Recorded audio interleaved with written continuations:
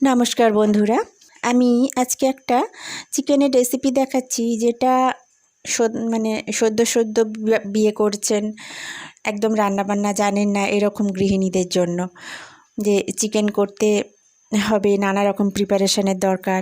এখানে কিন্তু সেসবের কোনো প্রয়োজন নেই, একদম চটজলদি খুব ইজি একটা রেসিপি দেখাচ্ছি। যারা একদম রান্না করতে পারেন না তারাও কিন্তু বহাল তবিহতে মনের আনন্দে এই রান্নাটা করে ফেলতে পারবেন। চলুন দেখে নিই কীভাবে আমি চিকেন কষা রান্না করেছি। প্রথমে এখানে যতটা মাংসের প্রয়োজন ততটা মাংস ভালো করে ধুয়ে নিয়ে পরিষ্কার করে একদম জলটা ঝরিয়ে নিতে হবে। এবার আমি এর মধ্যে দিচ্ছি আদা রসুন আর শুকনো লঙ্কা, সেটা একসঙ্গে আমি পেস্ট করে নিয়েছি, সেটা দিয়ে দিলাম। পেঁয়াজ আর টমেটো আছে এটা একসাথে, সেটাও পেস্ট করে নিয়েছি আমি, সেটাও দিয়ে দিলাম। সবটাই কিন্তু মাংসের পরিমাণ বুঝে দিতে হবে। এবার দিচ্ছি টক দই, অবশ্যই রুম টেম্পারেচারে এনে তবেই টক দইটা দিতে হবে। স্বাদ মতো নুন দিলাম।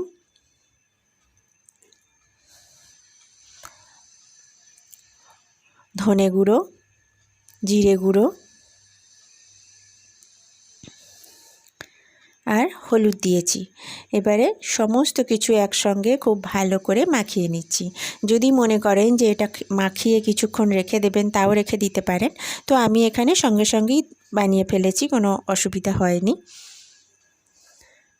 একটু মাখিয়ে রাখলে মাংসটা ভালো হয়, মশলাটা বেশ মাংসের মধ্যে ঢোকে, মাংসটা নরমও হয়। আমি 5-10 মিনিট মতন রেখে দিয়েছিলাম, যত বেশি সময় রাখবেন ততটাই ভালো। এবারে কড়া গরম করে কড়াতে আমি সাদা তেল দিলাম, আপনারা ইচ্ছে করলে সর্ষে তেলও করতে পারেন। এবার তার মধ্যে আমি দিলাম 5 ফোড়ন, একটা শুকনো লঙ্কা আর একটা তেজপাতা। ফোড়নটা দিয়ে বেশ গন্ধ বেরোবে, তখন আমি এরকম ডুমো করে মাংসের আলু নর্মালি যেভাবে আমরা কেটে রাখি সেরকমভাবে কেটে নিয়েছিলাম, ধুয়ে সেটাকে আমি জল ঝরিয়ে কড়াই তেলের মধ্যে দিয়ে দিলাম। এবার এর মধ্যে আমি একটুখানি হলুদ দিলাম, দিয়ে সামান্য একটুখানি নাড়াচাড়া করে নিচ্ছি, খুব বেশি ভাজারও প্রয়োজন হয়নি। একটু নাড়াচাড়া করে নিয়ে এবার আমি মাংসটা এর ভেতরে দিয়ে দেবো। দেখুন খুব বেশি ভাজিনি, কিন্তু হালকা একটুখানি রং ধরেছে, লাল লাল রং ধরেছে। আমি মাংসটা এর ভেতরে দিয়ে দিচ্ছি। সমস্ত মশলা দিয়ে মাখানো মাংসটা এতে দিয়ে এবারে এটাকে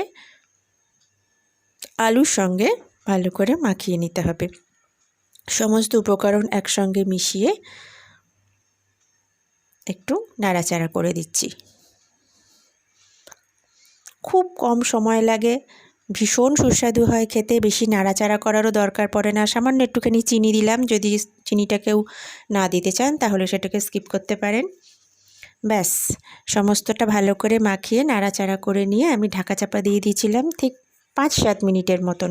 5-7 মিনিট পর আমি উঠে এসেছি, দেখুন ঢাকনাটা খুলে দেখিয়ে দিচ্ছি, অনেকটাই জল মরে গেছে।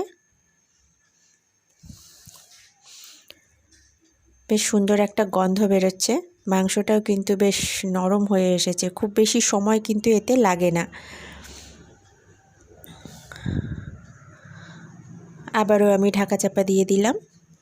বেশি নাড়াচাড়া করার একদম দরকার পড়ে না, 2-1 বার নাড়াচাড়া করে দিলেই মোটামুটি মাংস রান্নাটা হয়ে যায়।